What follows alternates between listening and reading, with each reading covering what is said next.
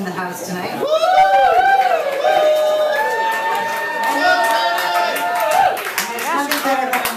brings a bunch of friends and fans to the park. The lighting So I don't think I need to introduce him because he brought his own fan base, but his name is John Gravett, and I'm excited. Let's put our hands together, right?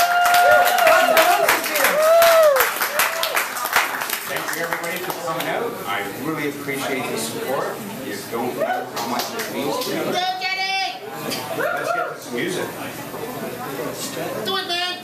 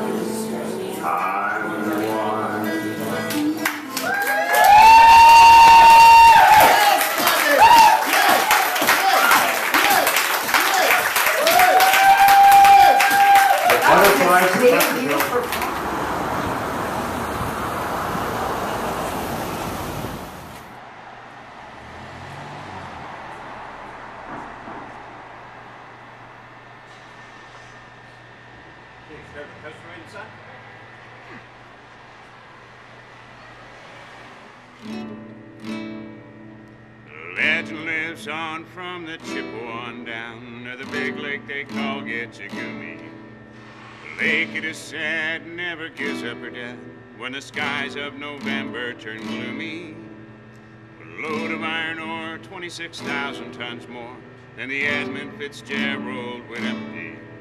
That good ship and crew was a bone to be chewed when the gales of November came early. The ship was a pride of the American side, coming back from some mill in Wisconsin. As the big freighters go, it was bigger than most, with a crew and good captain well seasoned. Concluding some terms with a couple steel firms when they left fully loaded for Cleveland. Later that night when the ship's bell rang, could it be the north wind they've been feeling?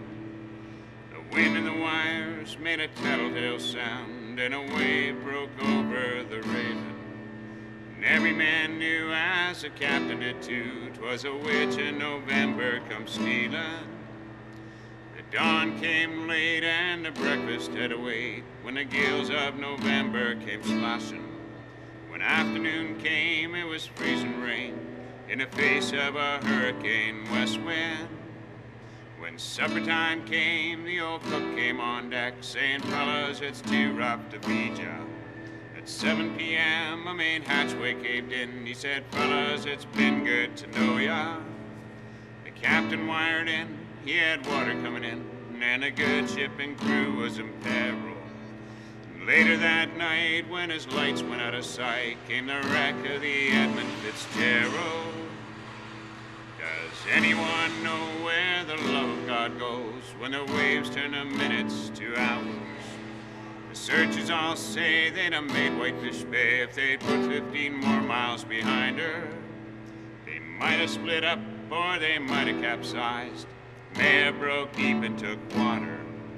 And all that remains is the faces and the names of the wives and the sons and the daughters.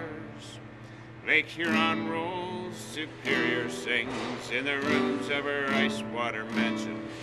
The old Michigan steams like a young man's dreams. The islands and bays offer sportsmen. And farther below, Lake Ontario takes in what Lake Erie can send her. The iron boats go, as the mariners all know, with the gales of November, remember. In a musty old hall in Detroit they pray, in a maritime sailor's cathedral. The church bell chimes will rang 29 times for each man on the Edmund Fitzgerald. The legend lives on from the Chippewa down at a big lake they call Getchagumi. Superior, they said, never gives up her dead when the gales of November come early.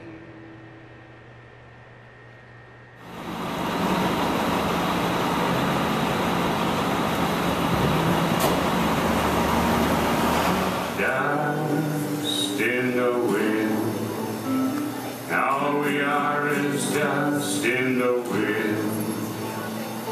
Dust